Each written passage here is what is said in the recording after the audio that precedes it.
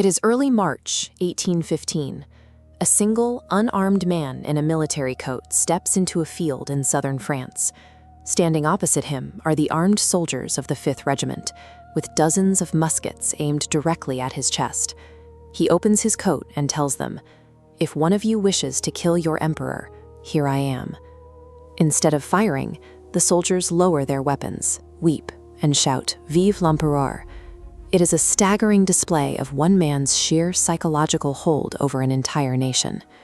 This map of 1790s France shows a nation cracking into fragmented zones, with hostile foreign monarchies pressing in on all sides. To understand how one man could command the loyalty of the 5th Regiment, we have to recognize the rampant inflation, violent internal revolts, and foreign invasions that were tearing the French Republic apart a decade earlier. Enter Napoleon Bonaparte. He was a minor noble from the recently annexed island of Corsica, often mocked by the French elite for his thick accent. But as an outsider, he could see exactly what France had become, a massive power vacuum. He capitalized on that vacuum with rapid military strikes. He secured decisive victories in Italy and launched an expedition into Egypt, where he used state propaganda to spin his strategic failures into tales of heroic conquest. By November 1799, the civilian government was paralyzed. Napoleon executed a swift coup d'etat. A coup d'etat is the sudden, often violent overthrow of an existing government by a small group. This ended the revolutionary chaos and installed him as First Consul of France. The First Consul was the primary leader of the French Republic following the fall of the Directory. With control secured, Napoleon overhauled the French state architecture. He centralized authority in Paris to rebuild the nation from the ground up. This title page belongs to the Napoleonic Code, a unified body of civil law that replaced 42 fractured legal systems. It enforced equality before the law, strictly protected individual property rights, and abolished the archaic privileges of the feudal system. Carved into the stone facade of this building is evidence of his educational overhaul. He created the lycée system. A lycée is a state-funded secondary school designed to produce a standardized, highly skilled workforce for the nation's bureaucracy.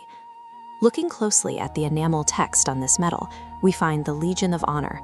This was an official order of merit intended to recognize exceptional civil and military service, cementing a social system of meritocracy. Meritocracy is a system where status and power are granted based on individual talent and effort, rather than inherited wealth. In this painting, we see his transition from First Consul to Emperor in 1804, a crowning achievement that finalized his absolute grip on the state. His administrative genius had constructed a highly efficient state machine. But it was a machine dependent on the will of a single ruler. That efficiency came with a cost. His centralized state was used to create a continent-spanning war machine. Civil rights suffered a regression under his rule. He stripped women's rights to divorce, reinstated colonial slavery for sugar profits, and closed newspapers to silence criticism. Beneath the reforms, his personality was that of a political animal. He was entirely motivated by a desire for absolute power and the need to dominate everyone around him.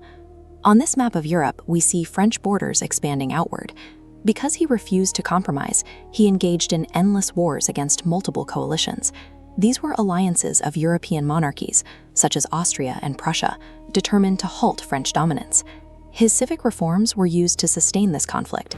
His tax collection systems extracted resources and manpower from conquered satellite states, providing the funding for his massive armies. Napoleon's administrative reforms were mechanisms of control. He sacrificed civic liberty and millions of lives to feed his personal ambition for a French-led Europe. His refusal to stop expanding led to his most significant strategic error, the disastrous 1812 invasion of Russia. Caught deep in the freezing Russian tundra without adequate supplies, the French army suffered a catastrophic loss of life. That single winter destroyed the belief that Napoleon could not be defeated. What followed was a rapid succession of defeats. The Sixth Coalition forced his abdication in 1814. He escaped exile for one final campaign, but it ended in the muddy, blood-soaked tragedy of the Battle of Waterloo. Waterloo was the final engagement where Napoleon was decisively defeated by an Anglo-Allied army and a Prussian army. The same relentless drive that propelled an outcast to the throne of Europe ultimately guaranteed his ruin. This isolated house under the French flag sits on St. Helena, a remote island in the South Atlantic. St. Helena is a British-controlled volcanic island located over 1,000 miles from the nearest coast. It was here that he faced his final exile. Stripped of his empire and reduced to a prisoner, he died at age 51 from stomach cancer. Yet, while his body decayed, his civic systems endured. The Napoleonic Code survived the collapse of his empire and still forms the basis of civil law in over 40 countries today. The man who spent a lifetime attempting to conquer Europe with his armies ultimately changed it through his administrative systems. He died a prisoner of the monarchies he fought, but the legal equality he established outlasted his empire, replacing the ancient era of feudal privilege with a system of uniform civil law.